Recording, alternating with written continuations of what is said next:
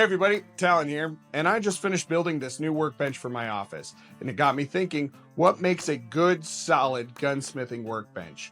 Now, if you're on a budget or you're just getting started out, you're about to begin your journey at SDI, or maybe you're finishing your journey and you're getting ready to go out in and start your own business and you need a workbench, this is the video for you. All right, so like I said, I built this standing workbench. There's two styles of workbench that you can build.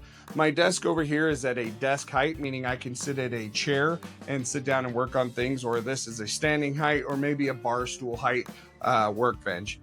Sometimes it's nice to be able to stand up, or better for leverage for you to be able to stand up to work on things. So I added this workbench to my repertoire. On this workbench, I went with a butcher block top. You could go with a plywood top. You could go with, a softwood like pine or whatever and do a bunch. I was able to score this piece of butcher block at like an estate sale or something like that. So a lot of times gunsmiths will add carpet to the top of their workbench. It helps protect the finish of certain items. I prefer just a regular cleaning mat.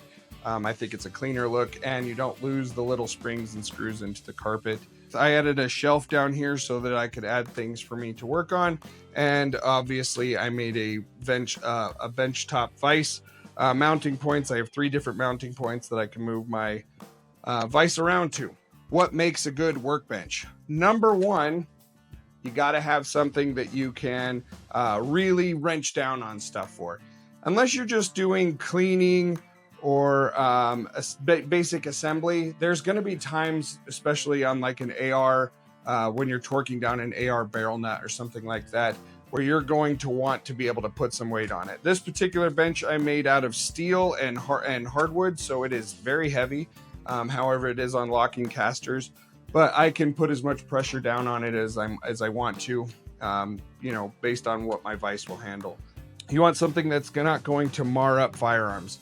As much as I love steel, and I love steel as much as the next guy, you don't really want a steel top on your desk because that's going to mar up the wood and the finish on firearms as you're working on them. That's why I prefer a wood top. And then lastly, you want something that's going to be comfortable for you to work at and have access, okay?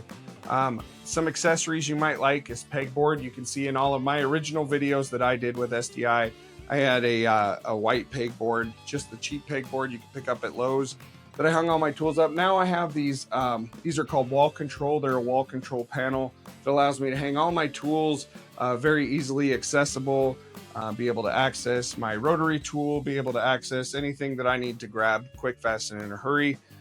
So you may have that up above your workbench, or in my case, it's above my desk and around the side of my workbench. So, and then in addition to that, storage. Okay, so like I said, I added a shelf to this, but on my desk, I have several drawers. I have these cabinets up here that I can put different tools in. This cabinet happens to be where I keep a lot of like the chemical stuff, Neverdol, wax, cleaning stuff, True Oil, that kind of stuff. This is all chemicals and things like that. On the other side there, I have a lot of reloading components. I have tools, different things like that go up inside of that one. Hey, this is future Talon here. I need to cut in for just a second. Past Talon forgot to mention something: lighting. Lighting is super important when you're doing gunsmithing. You want to be able to see what you're working on. So make sure you get really good lighting. Don't just rely on the one 1970s incandescent bulb that's back behind you. Make sure you get some really good lighting to come down so that you can see what you're working on, so that you don't get, you don't lose the little springs, you don't lose the little detents, you don't lose the little pins, all that other stuff. So make sure you get really good lighting to go with your bench, or your, whether or not you have a work desk style or a bench style like what I was just standing at just a moment ago. Okay, back to you. Past Talon, you got this. This is a very extravagant space. This isn't how I started out while I was attending SDI. I started with a very humble setup that I will show you in just a moment. We'll head out to the shop. We'll talk about some commercial options if you don't have the ability to weld or build your own stuff, but we'll cheap options that you can do. I highly recommend you look at Facebook Marketplace. Just type in Workbench and see what shows up, but don't let the workbench hold you back from being able to be successful at SDI or in your future business. All right, so here is the basic wood bench that I used for all of my SDI videos. This is just a half sheet of plywood, a couple 2x4s, a couple 4x4s. It only has 2 legs in the front. You mount the back directly to the wall. This is an extremely cheap, extremely effective bench, great for beginners. About 50 bucks. You really can't beat something like this. Mount your vise to it, do whatever you need. This is a great kind of commercial option. You can get these at Harbor Freight. With a coupon, they're like maybe 100 bucks. They have a pegboard back. You know, they've got kind of a Formica type top. They do have 3 plugs on the side that you can use to plug in like your rotary tool or anything like that. And they do have overhead lighting. So, you know, for 100 bucks, it's kind of hard to beat. They're not quite the best when it comes to strength, but they'll definitely get you through the school.